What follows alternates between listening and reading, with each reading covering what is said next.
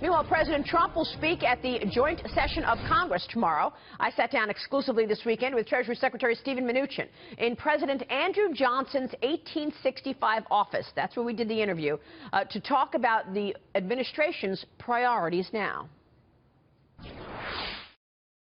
Well, I would say the most important issue is economic growth, and the president is very, very focused on us getting back to sustained long-term economic growth. That the American economy has been too slow for too long, and we're going to start with tax reform.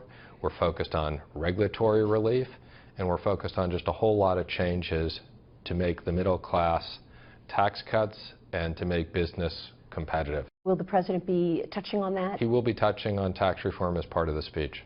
When I was talking to a banker the other day, and he said to me, I feel like the shoe has been taken off my throat because of the rollback in regulations. People feel like this could be a big deal in terms of growth. What would be the best case scenario? Well, I think it is a big deal, and I think you've seen the markets react to that positively in regards to the response and the expectation of growth from a Trump administration. And let me just say, I mean, we believe in proper regulation, so this isn't about creating risk for the taxpayers. This isn't about letting banks do things that they shouldn't be doing. This is about sound regulation, and we've just gone too far to the other extreme. So talk to us about what you'd like to see happen in terms of the tax code. You want to take corporate taxes lower, individual taxes lower. What else should we understand fully about what the tax package will look like? Sure. Well, first let me just say we're working very closely with the House and the Senate, and this is my #1 priority. So on the personal side, it's really about tax simplification, fewer tax brackets, simpler taxes, and creating a middle-income tax cut. That's really the focus on personal taxes. And on business taxes, it's really about making U.S. companies competitive. We need to create a level playing field for U.S. companies to be able to compete in the world, and they just haven't had that opportunity. People will be able to keep more of their own money.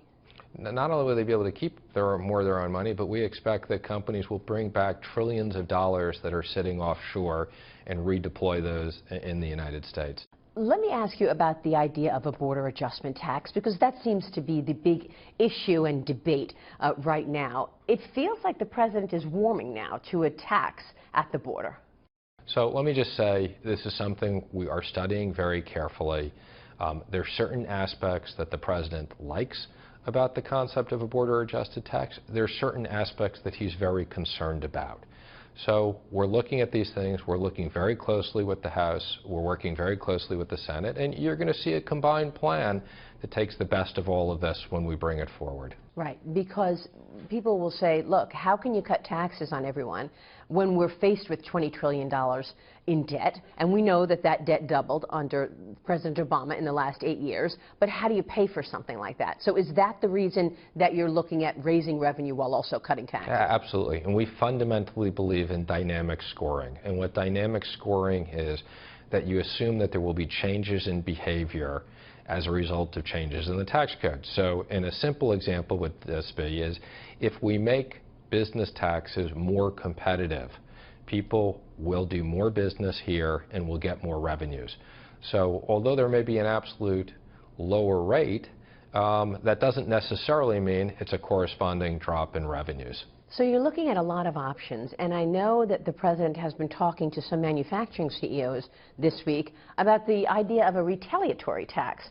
How does that different than a border tax? In other words, there are countries that have a tax in place right now, and if China is charging us 90%, what, we would charge them 90%? Well, first of all, it's not a retaliatory tax, okay?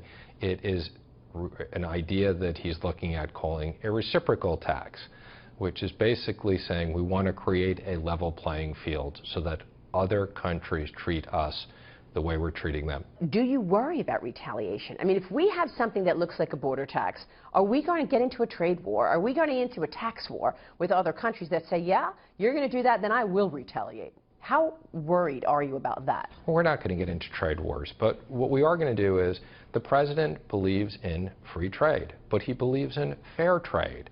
And we're going to renegotiate these deals so they're good for the American public, they're good for the American worker, and they're good for American companies.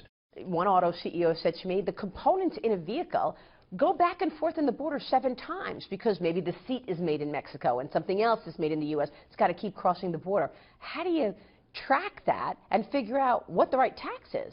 Maria, I can assure you that when we come out with the plan, and again, this is going to be a joint plan, I can assure you this will be something that will be simple, that companies will know how to incorporate. And we will have had lots of feedback from different industries. We're going to make sure this works. This is about creating growth. This is all about creating growth. And we're going to get back to a 3% GDP or higher. The President has met with retailing CEOs. He's met with auto CEOs. He's met with airliners. I mean, it's extraordinary.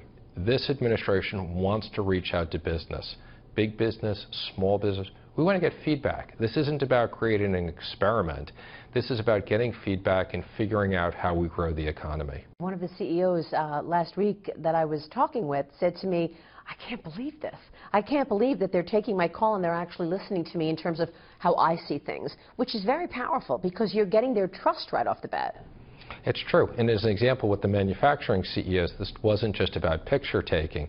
We had a working group where we divided the CEOs into 4 different groups, and we studied 4 different areas. We then all got together and reported back to the President and the Vice President from the 4 different groups on action steps. So this President wants action, and that's what we're committed to. What do you think your timing is? Because that was something we discussed last week.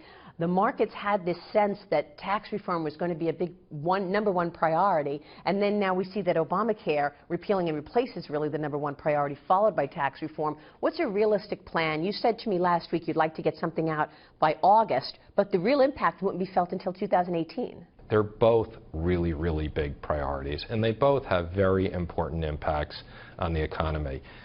We need some more time to get tax reform done, and we're doing it under lightning-fast proposals. So, for us to get this done by August, which we anticipate we'll do, it's going to be really fast.